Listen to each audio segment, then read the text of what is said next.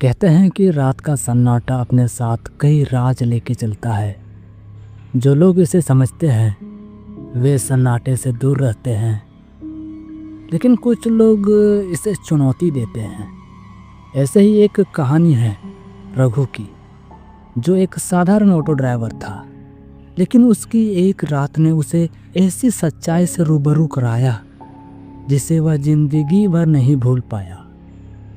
तो चलिए कहानी की ओर बढ़ते हैं। घना गहरा अंधेरा था। सर्दी इतनी थी कि हड्डियां तक कांप जाए। हाईवे सुनसान था।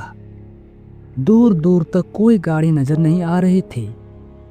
सड़क के किनारे एक छोटी सी चाय की दुकान थी।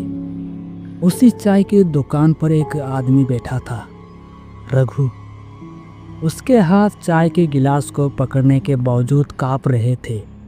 उसके चेहरे पर डर साफ झलक रहा था। चाय वाले ने पूछा, क्या हुआ रघु भैया, आज बड़े डरे हुए लग रहे हो?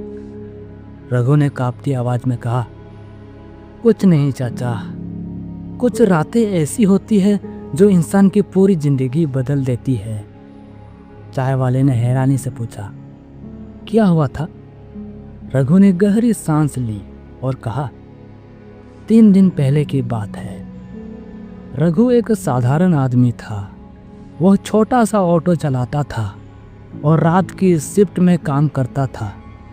हाईवे के आसपास के इलाके में वह अकेले ऐसा ड्राइवर था जो देर रात तक सवारी लेता था। लोग उसे बहादुर मानते थे, लेकिन रघु के पास और कोई विकल्प ही नहीं था। उसे अपनी बीवी और बेटी का पेट पालना था। 3 दिन पहले, उस दिन रघु का दिन सामान्य था। वह हमेशा की तरह अपनी सवारी ढूंढ रहा था। रात का समय था। घड़ी में करीब 11:30 बज रहे थे। तभी उसके फ़ोन पर एक कॉल आया। किसी ने कहा, भैया जंगल के पास वाली सड़क पर हमारी गाड़ी खराब हो गई है, हमें अगले शहर तक जाना है, आप आ सकते हो? रघु ने जवाब दिया, हाँ भैया मैं आ रहा हूँ। रघु ने अपने ऑटो का इंजन स्टार्ट किया और जंगल की ओर बढ़ने लगा। रास्ता सुनसान था। चारों तरफ घना कोहरा फैला हुआ था। सड़क के दोनों तरफ घने पेड़ थे, जिनकी छायाएं अजीब अजीब सी दिख रही थी। जैसे ही वह सुनसान इलाके में पहुंचा, उसका ऑटो अचानक बंद हो गया। उसने कई बार कोशिश की, लेकिन ऑटो स्टार्ट नहीं हुआ। चारों तरफ सन्नाटा था। सिर्फ झिंगुरों की आवाज़ सुनाई दे रही थी।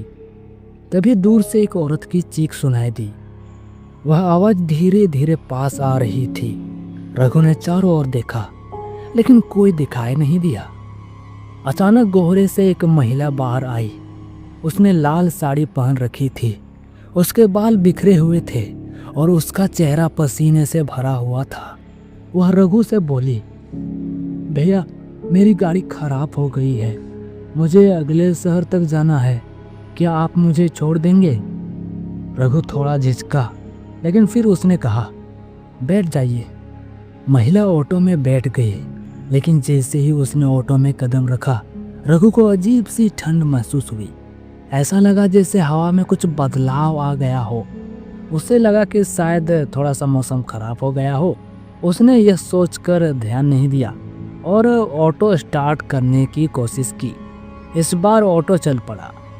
जैसे जैसे ऑटो आगे बढ़ रहा था, माहौल और अजीब होता जा रहा था।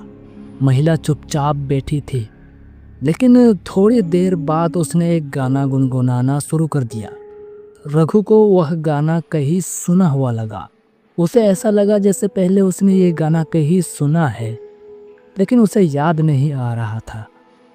थोड़ी देर बाद रघु ने देखा कि ऑटो का मीटर अपने आप चलने लगा।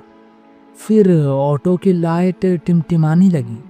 रघु डरने लगा, लेकिन उसने हिम्मत नहीं खोई। उसने कहा, मैडम आप ठीक तो है? महिला ने धीरे से कहा, हाँ मैं ठीक हूँ, बस जल्दी चलो, हमें यहाँ से ज़्यादा दूर नहीं जाना है। रघु को महिला की शक्ल जानी पहचानी लग रही थी। अचानक उसे याद आया, यह तो वही महिला है जो कुछ साल पहले एक सड़क हादसे में मर गई थी। रघु का दिमाग घूम गया। उसने महिला से पूछा, आप कौन है? आपने मुझे बुलाया कैसे? महिला मुस्कुराई और कहा, तुम मुझे पहले ही देख चुके हो। उस रात तुमने मदद नहीं की थी, आज मैं तुम्हें कुछ दिखाने आई हूँ। महिला ने रघु से जंगल के अंदर जाने को कहा। रघु डर गया, लेकिन उसने मना नहीं किया।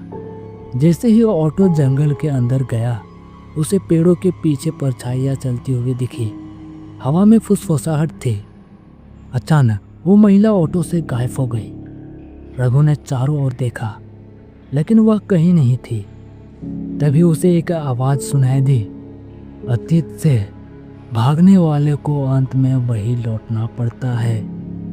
रघु ने डरते हुए ऑटो स्टार्ट किया और वहां से भागने की कोशिश की, लेकिन वह फिर उसी जगह पहुंच गया जहां उसने महिला को पहली बार देखा था।